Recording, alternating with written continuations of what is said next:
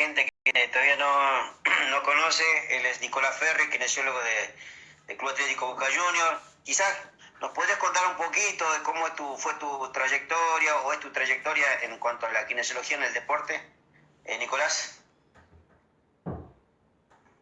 Acá estoy. ¿Cómo te va, Diego? Bueno, un gusto estar con todos ustedes. Espero que sirva un ratito la inversión de este tiempo. Yo comencé primero hace muchos años, ciclista de la selección olímpica de levantamiento olímpico de pesas, entrenado por el profesor Horacio Anselmi. De ahí empecé con la carrera de kinesiología y inmediatamente de recibido empecé a trabajar en el alto rendimiento. Fui el kinesiólogo de la selección de remo durante 2 años, el kinesiólogo de la selección de pesas. Ahora trabajo en el fútbol de Boca Juniors. Desde el 2006 a la fecha trabajo con tenistas y giras profesionales. Tengo mi propio consultorio donde veo todo tipo de pacientes. Soy docente de biomecánica en la carrera de kinesiología, así que más o menos un repaso como me pedí.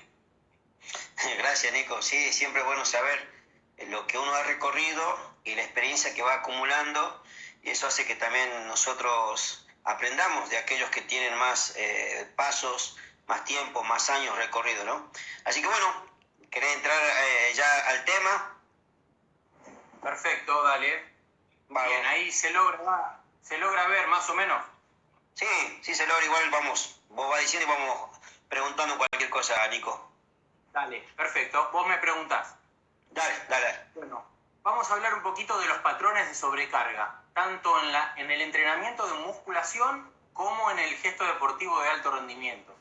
Que son dos cosas distintas, son dos poblaciones diferentes de pacientes, el paciente de alto rendimiento y el paciente de entrenamiento de musculación y fitness. Entonces, vamos a ver cuáles son primero qué es un patrón de sobrecarga y cuáles son los movimientos más lesionantes que nosotros, la idea es que conocerlos para saber cómo corregir, ¿sí? Entonces, si vemos acá, fundamentalmente en la imagen del medio, vamos a ver a un futbolista, en la otra a un tenista y en la otra a una jugadora de vóley, ¿sí? Así es. Bien, perfecto. Lo que vamos a observar es que los tres están en pleno gesto deportivo de lanzamiento.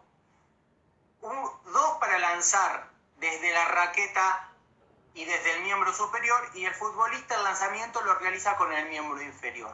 Pero los tres, agregamos el basquetbolista, el beisbolista, todos los deportes donde se exige un desplazamiento y un lanzamiento con todo el tren superior o el tren inferior, lo que quiero que quede bien claro, que por eso puse la foto, se ve muy claro, es que no existe un movimiento de un músculo.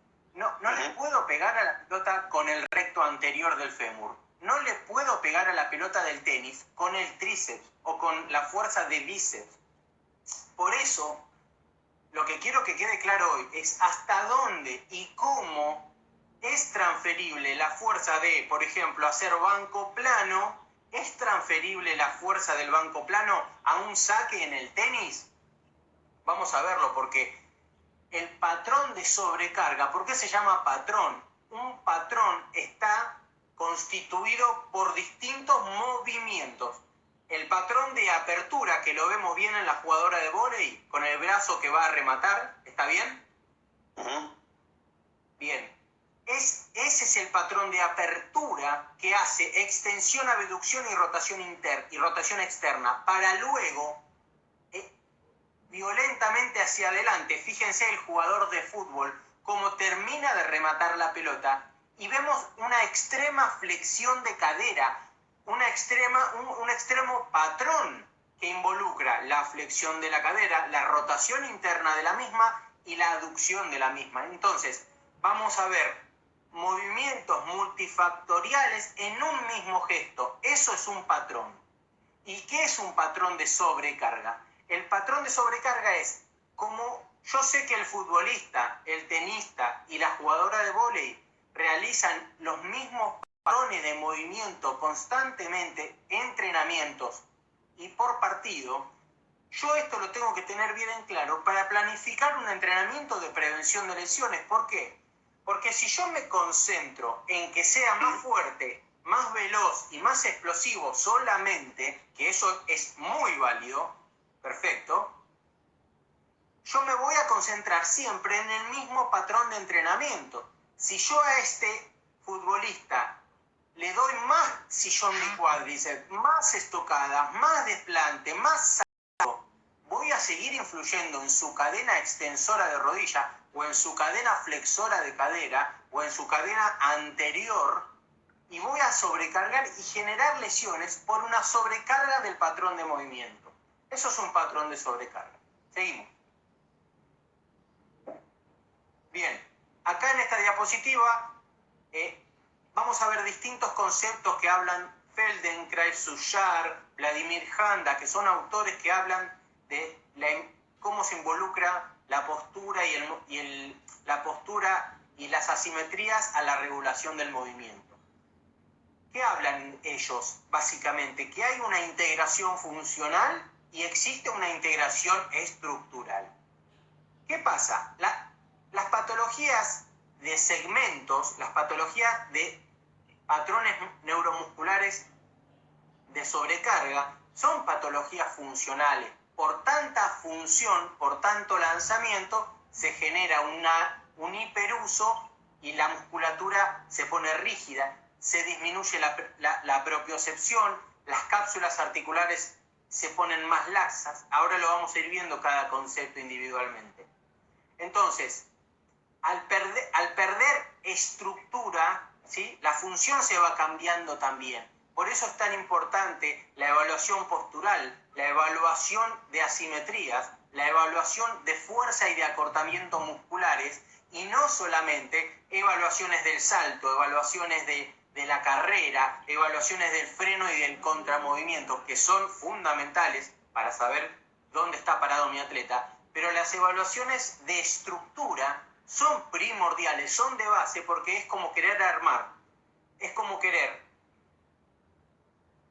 tener en mi casa un techo de cristal totalmente hermoso, pero con una base que no es sólida, con una base de madera blanda. Entonces, Nico, se va a caer el techo en algún momento. Acá necesito lo mismo para que la jugadora de vóley lance en forma violenta, para que el jugador de fútbol le pegue a la pelota en forma violenta con toda la capacidad muscular de sus articulaciones del miembro inferior. Lo que necesito de base es una estructura. Sí, Dio, ¿me querías preguntar algo? Sí, ahí cuando hablabas esto de empezar a tener una estructura, ¿podrías nombrar nombrar evaluaciones o un test que se pueda hacer cuando hablas de la simetría? Sí, ahora con el correr de la clase vamos a ir viendo algunas herramientas. Dale. Perfecto. Entonces, vamos a empezar a hablar qué pasa cuando hay estos patrones de sobrecarga. Acá se ve bien desde que la parte final de un servicio en el tenis, de un tenista profesional, fíjense la violenta rotación interna y flexión que genera el brazo. Eso pasa en milisegundos. Bárbaro. Imagínense el saque de un tenista. Muy veloz, muy violento y muy rápido. ¿Qué pasa en el cuerpo adentro? Adentro de la articulación del hombro. O sea, por fuera controla ese movimiento los músculos.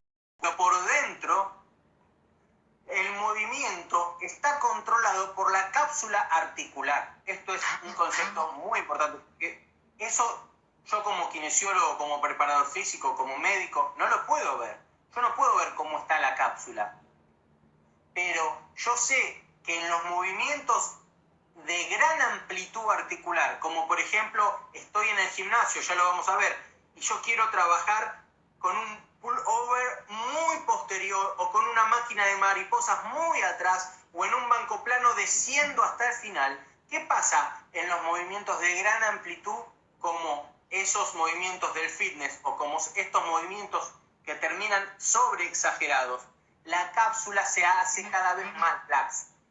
Por un ejemplo práctico, ¿se escucha bien, Dio? Sí, vamos escuchando bien. Vamos.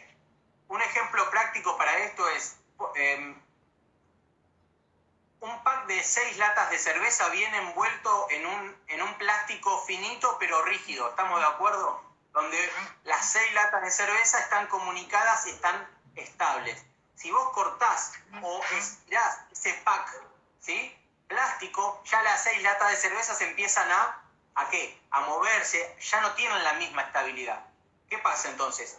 Dentro de la articulación, cuando yo hago ejercicios exagerados en amplitud de movimiento, también exagerados con los kilos, o movimientos exagerados en su velocidad y su rango, ¿qué pasa? La cápsula se estira y el hombro va volviéndose cada vez más inestable, y para suplantar esa inestabilidad los músculos cada vez se ponen más rígidos. Entonces me va deformando la postura. Ya lo vamos a ir viendo más adelante. Bien, fíjense cómo qué importante que es el inicio y el final de un remate en el fútbol. Cómo hay una fase previa de lanzamiento donde no hay una extensión de la cadera muy violenta, pero lo que sí vemos es una flexión, aducción, rotación interna de la cadera muy violenta para terminar el gesto deportivo. Entonces, el patrón de sobrecarga se va a dar acá, ¿a dónde? Justamente en la cadera que realiza el remate, ¿sí?, con un sobreuso. Pero también tenemos que observar el automatismo de fondo. ¿Qué es el automatismo de fondo? Fíjense que estos dos futbolistas hacen el mismo remate, ¿sí? Hacen el mismo remate. Pero fíjense la pierna hábil, que termina, ¿sí?, con una flexión, ¿sí?, venta hacia adelante. Ahora miremos todo lo demás. Miremos qué hace la pierna contralateral que está apoyada en el piso, cómo se inclina la pelvis y cómo se inclina el tronco hacia el otro lado para compensar y tener equilibrio, ¿sí? Entonces, en el gimnasio, si yo... A ver, vamos a la diapositiva siguiente. Acá, perfecto. Si yo en el gimnasio solo voy a usar el gimnasio como herramienta de potenciación, en algún momento va a ser un gran error, porque no voy a trabajar la prevención a partir de lo que mi atleta realiza. Y lo que mi atleta realiza es esto. Entonces yo necesito primero la base, acuérdense del techo de cristal. Necesito una gran base para que ese techo de cristal no se rompa. Entonces, la gran base en un atleta es tener una gran estabilidad de la zona media. Si no, miren, hablemos algo de más fácil, la marcha. Para que la gente pueda caminar bien y tenga una buena marcha, o para reeducar una marcha, no hay que tener fuerza en las piernas primero. Primero hay que tener fuerza en el raquis, en el tronco, en la zona media. Entonces, si estos futbolistas no tienen una buena estabilidad de zona media y de estabilizar todo el segmento, van a generar sobrefuerza y van a generar lesiones antes en la cadera. Y de pubalgia, fundamentalmente, por el gran cierre que existe aquí. ¿Vamos bien hasta acá, Diego? Sí, bien. Perfecto. Entonces, si yo sigo fortaleciendo el patrón de sobrecarga en la camilla de cuádriceps, ese cuádriceps en algún momento se va a reventar, porque va a tener una gran hipertrofia, ¿sí? Y la hipertrofia, ¿qué me hace? Miren esto, vamos a ver acá. La gran hipertrofia muscular, en un deporte, lo que me genera es incapacidad de premovimiento. Entonces, si yo a este paciente me concentro en su fase concéntrica y que tenga un cuádriceps súper fuerte, súper grande, lo que voy a hacer es limitar su movimiento y voy a hacer que se lesione mucho más rápido. Entonces, primero empiezo con la base, la estabilidad de la cintura escapular, la estabilidad del hombro y después de los músculos largos, deltoides, bíceps, tríceps. Lo mismo en la cadera. Primero empiezo con la estabilidad del transverso espinoso en el tronco, después con la estabilidad de los glúteos, para que la pelvis no se incline, y después con la fuerza de el glúteo mayor, el cuádriceps, el isquiotibial, el gemelo.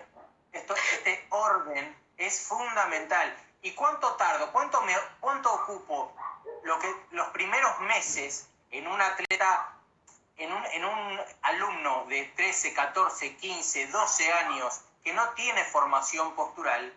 El 80% va a ser entrenamiento de la postura y de la estabilidad, y un 20% entrenamiento de la enseñanza técnica de una sentadilla, de un arranque, de una cargada, de un press plano. ¿Está bien? ¿Para qué a esa edad yo voy a hacer un 80% de entrenamiento de la velocidad, la potencia, el freno? Los rompo, los destruyo los cuerpos. ¿Sí? Bien. Nico, entonces, en ese orden que vos nombrás, sería un principio para estabilizar la cadera, trabajando esos puntos clave del glúteo medio, lo que nombraste. El trabajo de transverso espinoso, oblicuo interno, transverso espinoso, oblicuo externo y transverso espinoso recto abdominal en forma isométrica son los primeros pasos para trabajar la zona media. Es fundamental controlar las 5 vértebras lumbares y desde ahí empezar con ejercicio glúteo medio en cadena abierta y de glúteo medio posteriormente en cadena cerrada para estabilizar la pelvis. Una vez que tengo fuerza en la zona media y una vez que tengo fuerza en la zona, recién comienzo a enfocarme en la potencia y en la hipertrofia de los músculos largos del miembro inferior. Nico, como que parece que se cortó. Bueno. Quizás podrías repetir lo último que estabas diciendo, por favor. Entonces, vuelvo a repetir. Un orden de progresión lógica sería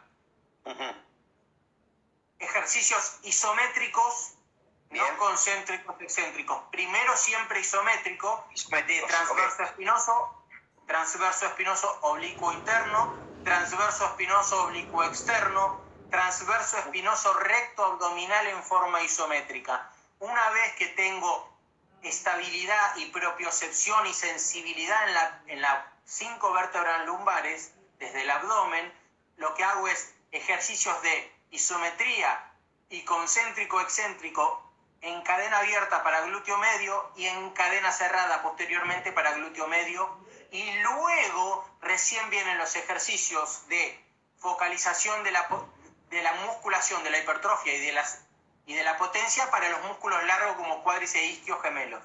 ¿Está bien? Excelente, Nico. Bárbaro, perfecto. Eso, digamos, si nosotros logramos entender eso, ya está la clase, porque ahí hay mucho para trabajar y en una forma ordenada. Lo mismo en el tren superior. ¿Querés que lo repita el tren superior o salió? Por favor, creo que no se escuchó el tren superior. Bueno, la misma progresión en el tren superior. Yo primero necesito fuerza en la zona media, luego fuerza en la escápula, y la fuerza de la escápula me la da el serrato mayor, con ejercicios de isometría del serrato mayor, para luego fortalecer los rotadores externos y luego, recién ahí, fortalecer los músculos largos como deltoides, bíceps y tríceps, pronadores, supinadores. ¿Está bien? Bien, Nico, esto todo lo que vos estás nombrando, lo más recomendable es siempre empezar en edades formativas. Y en el caso Sí. cuando tenemos ya personas avanzadas, ya sea en un club o personas que empiezan a entrenar, ¿también sería recomendable empezar de esa estructura o cambia el formato? No. El formato cambia dependiendo del tipo de estado del cuerpo. Si hay mucha asimetría, si hay mucha descompensación de la zona media, si hay mucho sedentarismo, si vos, por ejemplo, en competencia, estás con un tenista en competencia que juega lunes, martes, miércoles y jueves pierde, pero jugó 4 días seguidos y quizás jugó 2 partidos seguidos por día, porque hay single y doble. Entonces, vos en una gira tenés a un tenista todos los días, pero lo tenés recontrafatigado porque termina el día con fatiga. Entonces, ojo, tranquilo con seguir fortaleciendo, tranquilo con seguir haciendo ejercicios de alta explosividad de la fibra muscular, porque llegar a romper al jugador y se va a romper en el partido seguramente. Entonces ahí tenés que regular, ¿sí? Y para regular tenés que volver a los ejercicios propioceptivos y de estabilidad. Pero si tenés un atleta sano en pretemporada o en una semana larga que el tenista perdió el lunes y vuelve a jugar quizás en 2 o 3 semanas, ahí sí vos podés enfocar en lo que es más los desplazamientos, la potencia y la velocidad, ¿sí? ¿Seguimos? Sí, seguimos hoy, Nico. Gracias por la aclaración. Por favor. Entonces, esto es lo que hablábamos hoy. Ojo con el final del movimiento. Miren estos ejercicios. Lo levanto un poco. La prensa en el final del movimiento, ¿sí? Los dorsales tras nunca bien hasta el final. La pec deck o los ejercicios que llevan el hombro bien hacia atrás. Son muy peligrosos. Los tengo que trabajar primero con pocos kilos, con una lentitud de movimiento controlada, y no tengo que llegar al final del rango. Esta escuela de llegar al final del rango viene de los 80, cuando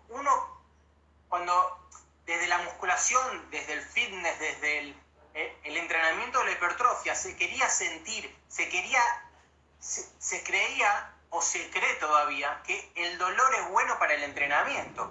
Y el dolor es una causa posterior al entrenamiento. Te va a doler las 48 horas próximas, las 72 horas próximas. No te tiene que doler durante el entrenamiento. Y llevar el rango exagerado, el que hace la musculación piensa y siente que ahora está haciendo fuerza. Y cuando vos llevas el brazo hacia atrás para empujar adelante, haces fuerza en todo el rango. No lo tenés que llevar exageradamente hasta el tope porque estás lesionando la cápsula articular. ¿Queda claro esto? Perfecto. Bien. Acá, a ver si lo puedo leer. Bien. Ya sé a lo que se refiere. En el entrenamiento del volumen, en este tipo de atletas, en este tipo de lanzadores, no es muy aconsejado porque la exageración del volumen me va a llevar a la falta de propiocepción y descoordinación del gesto. Y cuando yo tengo un gesto descoordinado, voy a tener compensaciones y asimetrías negativas. Entonces, fíjense en una evaluación de la rotación de la cadera en 2 deportistas igual, fíjense como una cadera rota bastante más que la otra.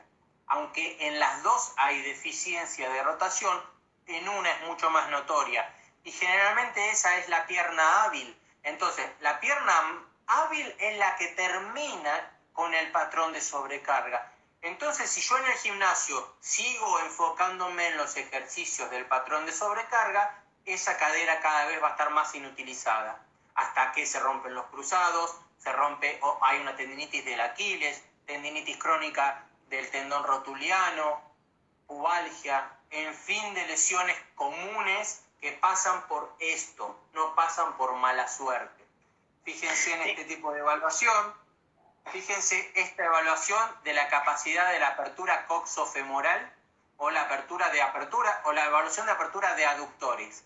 Yo tengo un atleta donde la cadera izquierda casi ni se abre, la cadera derecha se abre pero muy poco también, pero está muy asimétrico, entonces ya vemos cuál es la cadera que sobreusó, ¿sí? Aparte de las dos, una mucho más. ¿Y cómo este paciente va a estar habilitado para hacer saltos, contramovimientos, frenos, aceleraciones? Todos esos gestos los va a hacer con cada vez más compensaciones. Entonces a veces, en vez de enfocarme tanto en el gimnasio, tanto tiempo, porque todos me dicen, pero yo pierdo tiempo de entrenamiento si hago propiocepción. No, ganás calidad de entrenamiento si haces propiocepción. Si vos en una hora que tenés 3 veces por semana a tu alumno, las 3 horas completas semanales, haces fuerza potencia, se va a reventar tu alumno. Y va a dejar de ir al gimnasio por lesión. Esto te lo aseguro porque me dedico a esto. Entonces, es vital entender la diagramación de un entrenamiento. Por algo están las entradas en calor, por algo están las activación de la zona media, por algo está la activación de la estabilidad escápulo-humeral y pélvico-coxofemoral. Eso existe para después seguir entrenando la potencia y la velocidad. Bien. Fíjense la diferencia entre una apertura coxofemoral como esta y como esta. ¿Se ve bien, Diego? Sí, lo que te quería preguntar, en este caso cuando haces estas evaluaciones, ¿también altera mucho con respecto al sexo, si la mujer es más laxa que el hombre? ¿O es Sí, igual en este caso? La mujer tiende a ser más laxa, pero si vos le haces esta evaluación a un plantel de fútbol femenino o a jugadoras de vóley en el miembro superior, vas a obtener las mismas asimetrías porque tienen el mismo patrón de sobreuso y entrenan la fuerza y la potencia en forma exagerada también. Entonces, lo vas a ver muy claro también en hombres tanto como mujeres, porque acá lo que prevalece es la actividad que realiza y no tanto el género. Ok. Bien. Esto también no quería dejarlo pasar. Un ejercicio en cadena abierta utiliza más localmente un músculo y un ejercicio de cadena cerrada utiliza la integración y la activación de varios músculos al mismo tiempo. Cuando yo pateo una pelota, el pie va volando en el aire, y eso es cadena abierta. Pero entonces, en el momento que hace contacto la pelota con el pie, o cuando el pie apoya en el piso, se cierra la cadena, es una cadena cerrada, donde hay una activación muscular mucho más integrada. Esto lo tengo que entender para también plantear los entrenamientos, porque si yo me la paso arriba de una máquina, del sillón de cuádriceps, haciendo solo una dominada sobre los agarres, camilla de isquiotibiales, máquina de aductores, máquina de glúteos, máquina de pectorales, máquina para hacer sentadillas, que es una locura, sería charla para otra clase y muy larga. Hacer solo máquinas es enfocarme el entrenamiento en la cadena abierta. Pero yo cuando estoy haciendo el deporte, yo estoy parado sobre una cadena cerrada, impacto la pelota en una cadena cerrada, impacto la pelota con la raqueta en una cadena cerrada. Entonces, profes, kines, usemos la variabilidad de ejercicios, un poco cadena abierta y un poco de cadena cerrada. En la rehabilitación, para los kinesiólogos, esto es distinto porque depende de la etapa de lesión, vamos a usar una cadena cerrada o una cadena abierta. Bien, entonces fíjense que voy poniendo distintos movimientos deportivos de diferentes deportistas, pero son los mismos gestos, son iguales, parecen pintados, calcados. Entonces fíjense que siempre tenemos en cada deporte 4 o 5 movimientos por excelencia que se van a sobrecargar. Y los tengo que conocer. ¿Para qué? Para en el gimnasio hacer lo que no hago. O sea, en el gimnasio, si yo tengo grandes flexiones de hombro, en el gimnasio tengo que hacer rotaciones externas, extensiones, abducciones, porque eso es lo que me va a controlar la violencia hacia la flexión. Lo mismo en el tren inferior. Es muy importante y fundamental de base trabajar la fuerza del glúteo medio y de los músculos pequeños de la cadera para estabilizar la cadera y después trabajar la potencia del cuádriceps. Si yo empiezo trabajando la potencia del cuádriceps, voy a romper a mis jugadores. Entonces, ojo, cuando en las academias de tenis o en las academias de fútbol, por decir 2 deportes que yo trabajo y conozco,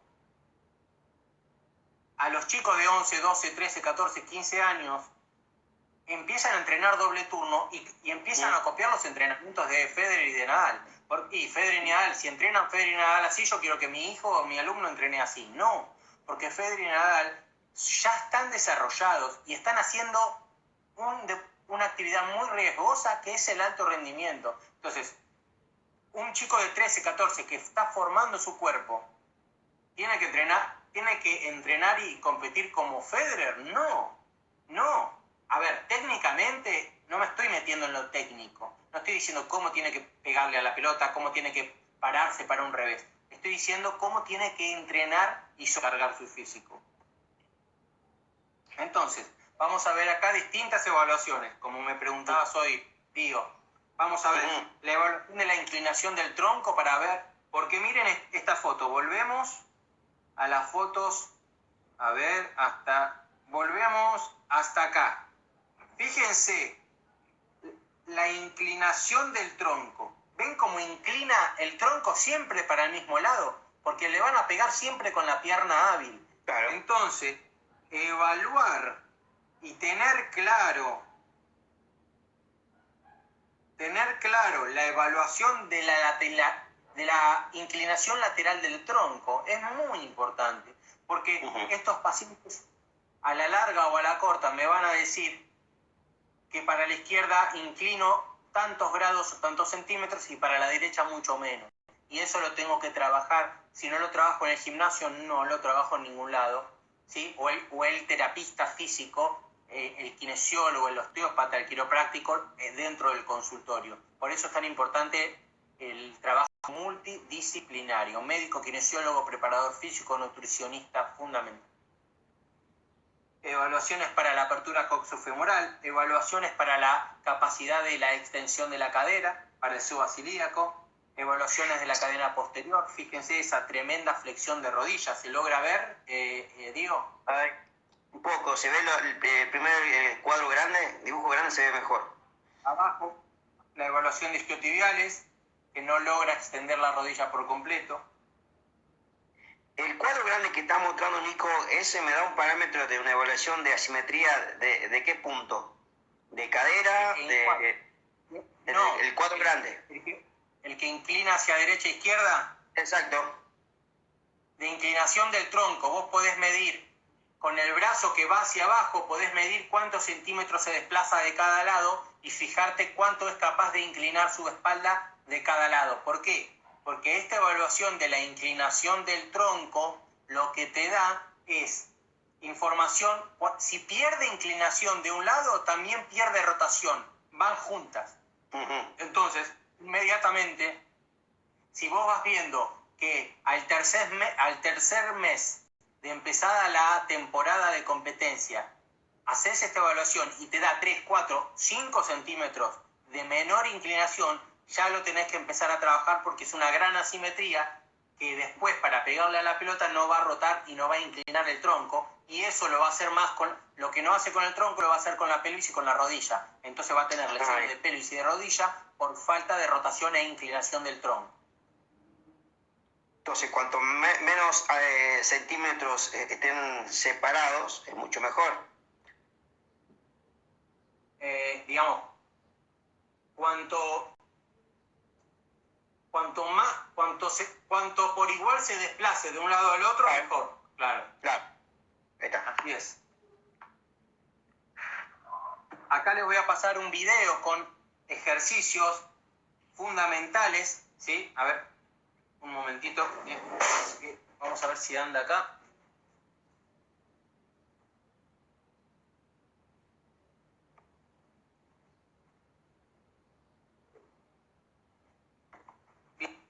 Vamos a ver 4 ejercicios en este video.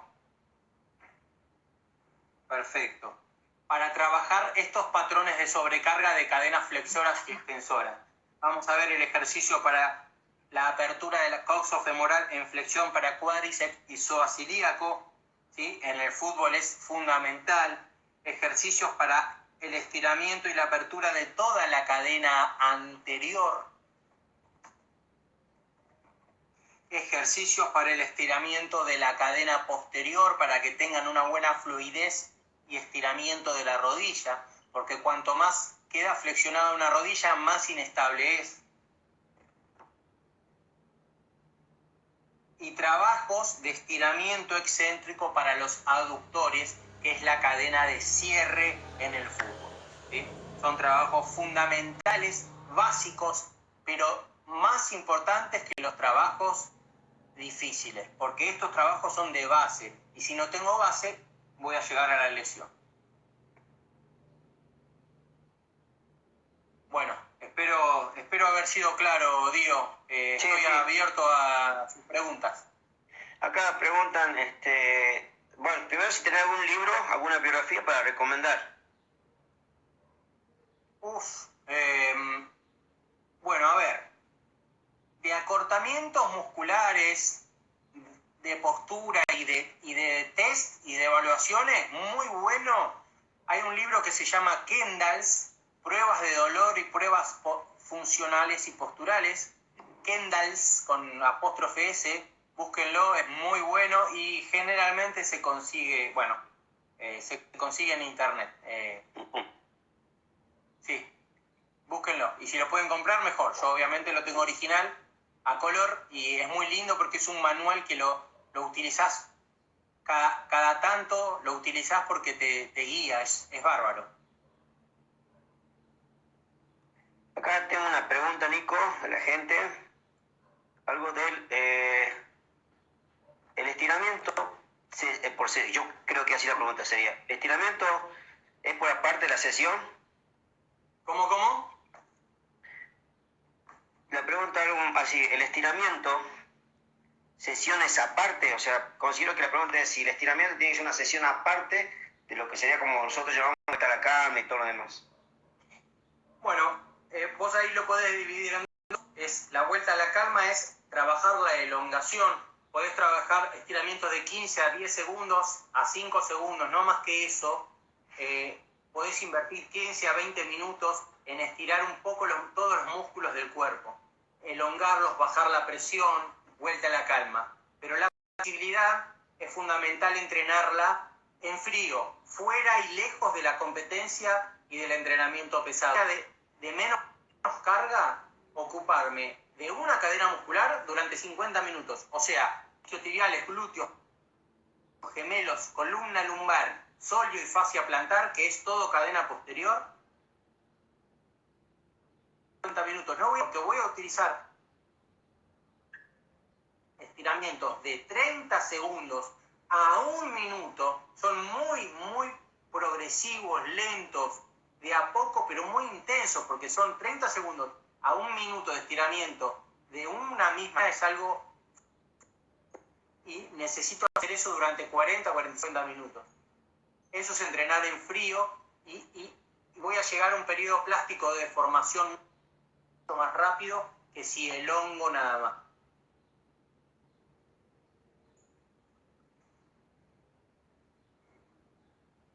Nico, se escuchó medio recortado. Hola, ¿me escuchás? Ahí está, ahí como que volvió. Digamos que no se escuchó nada. Sí, se escuchó, quizá para repasar. Decías que entrenar la flexibilidad aparte, consideras que son 50 minutos. Estaba diciendo que es algo progresivo de 30 segundos a un minuto por grupo muscular o por músculo. Por estiramiento, así es. Ah, ok. Hay gente que te va a hacer preguntas y quería hacerte una pregunta con eso que estamos hablando de las lesiones. ¿Qué tendríamos que tener en cuenta nosotros los profes o los causantes de una lesión, sobre todo en los ligamentos cruzados que ocurre mucho en el fútbol? ¿Qué cosas tenemos que tener en cuenta o precauciones? Fundamentalmente lo que hablamos hoy, el entrenamiento de la propiocepción y la estabilidad. Porque es fácil, todos tienen un cuádriceps muy grande y un isquio muy grande. Pero el volumen muscular y la violencia de los músculos largos exige de contracción de los músculos de la estabilidad. El glúteo medio tiene que ser tan capaz de ser tan explosivo como el cuádriceps. Porque si el glúteo medio no estabiliza la pelvis, ¿qué pasa con la rodilla? Se va para adentro, gira y se rompe el cruzado. Entonces, cuando yo por mucho tiempo se va debilitando la fuerza de estabilidad y la propiocepción del miembro inferior, la rodilla tiende a hacer giros que el cruzado no es capaz de controlar y se rompen. Ok. Yo también, un aporte que escuché también en charla y he estudiado un poco esto, muchas veces es con el movimiento intenso que tiene el jugador, son a los movimientos que no están no entrenado, y esto apareció la propriocepción para tratar de que en momentos de estrés la articulación o el músculo esté preparado. En ese caso, cuando se habla de una aceleración o una desaceleración, también era una causante de un posible rompimiento o algo en los cruzados. ¿Puede ser eso cierto, Nico? Sí, sí, puede ser, puesto, sí, claro. Es una buena teoría.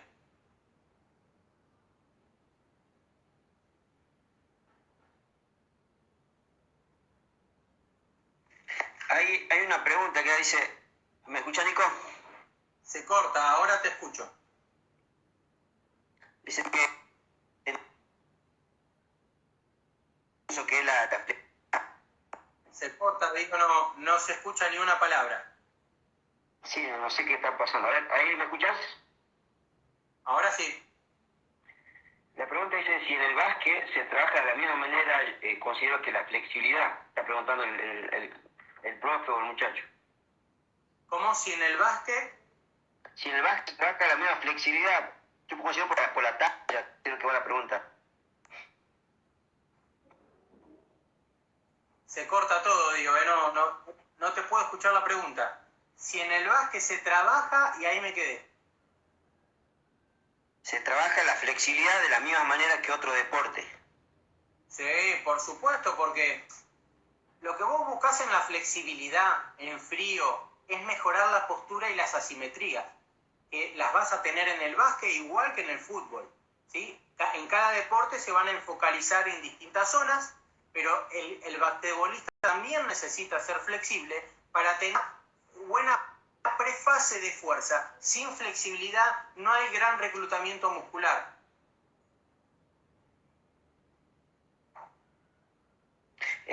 Otra, si se escucha. Y se corta, ahora no sé cómo ha salido la clase, pero ahora se está cortando.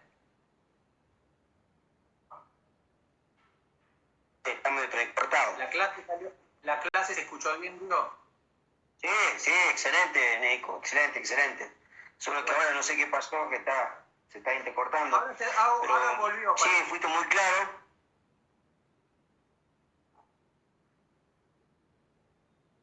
Decime.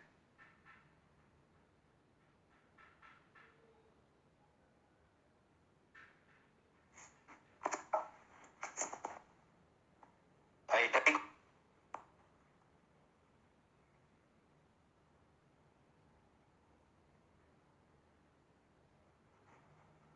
¿Ahí me escuchás? Sí. ¿Me escuchás mejor? Se corta, ¿eh? Sí, como que va, viene. Sí, Nico, fuiste muy claro, fuiste muy claro. Bueno, no sé qué está pasando, pero te agradezco, Nico, por todo este tiempo que nos dedicaste para charlar un poco de lo que es la cuestión de las lesiones, la prevención, la flexibilidad. Así que muy agradecido por tu tiempo, Nico. ¿Me escuchás ahora?